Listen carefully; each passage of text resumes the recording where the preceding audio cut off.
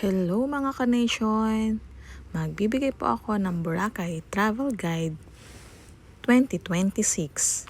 So, ito yung aming sample travel guide this June. So, kung Cebu Pacific ang iyong airlines, so Terminal 3 po ang inyong pupuntahan. As you can see sa picture, dyan po ang check-in luggage. So kung meron kayong for check-in, dyan po kayo pipila para ma-check-in po ang inyong luggage. So kung nakapag-check-in na po kayo online, diretso na po kayo sa loob at sa security upang ipakita ang inyong boarding pass. So don't forget lang po na bawal po ang liquid sa loob. So kung may dala po kayo na inumin or bottled water, tiyakin po natin na ubusin na po natin before tayo pumasok sa security. And kung meron kayong dalang tumbler, make sure na wala po siyang laman. Kasi iiwan po ninyo yan kapag mayroon laman. Once na makapasok na kayo sa loob, so tingnan nyo lang dun sa screen kung saan yung flight number nyo and kung saan kayong designated na boarding gate.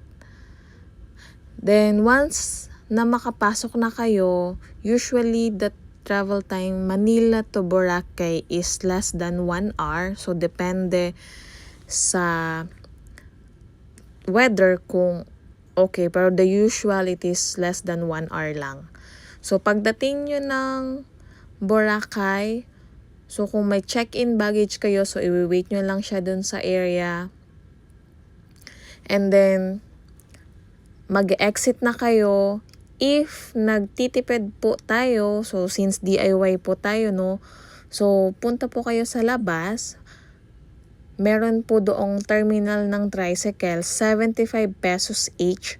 So yung isang biyahe ng each tricycle is worth 150. So the usual is 2 person per biyahe yung takbo po nung tricycle or nung travel papuntang port. So yung travel time airport to jetty port is parang nasa 5 to 10 minutes. So mabilis lang, saglit lang siya. So once na pagdating nyo ng jetty port, huwag kayo makukonfuse kasi maraming nag-o-offer na mga transfers na medyo pricey. So ang gagawin ninyo is papasok kayo sa loob mismo nung jetty port.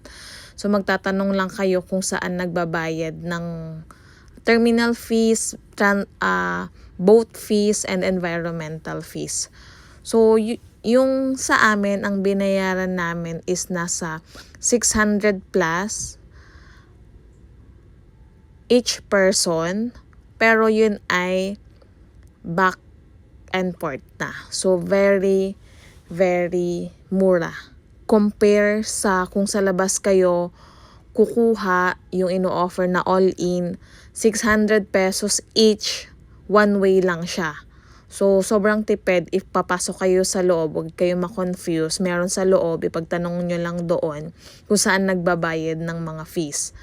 So, yun, pag nakapagbayad na kayo, maibibigay sa inyong QR, tapos i-scan nyo lang, tapos maibibigay sa inyong papel, ibibigay nyo po yun sa boatman. And then yung boatman, bibigyan kayo ng tickets, yun yung seat number kung saan kayo uupo. So, from jetty port to Tambisaan port is usually parang 10 minutes lang din siya. So, very mabilis lang din. So, once na-arrive nyo doon, pwede kayong umarkila ng tricycle. So, since DIY kami, ang sinakyan namin is yung individual. Which is parang yung fare is 25 pesos each lang. So, 2 packs kami. So, 50 pesos lang yung binayaran namin. And then, sinabi lang namin na sa Eurotel, which is Eurotel yung hotel namin. So binaba kami nung driver dun sa mismong tapat papasok. So, nilakad na lang namin papasok yung hotel namin.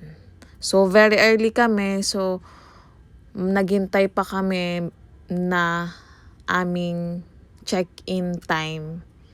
So, after namin dumating, nag-lunch muna kami.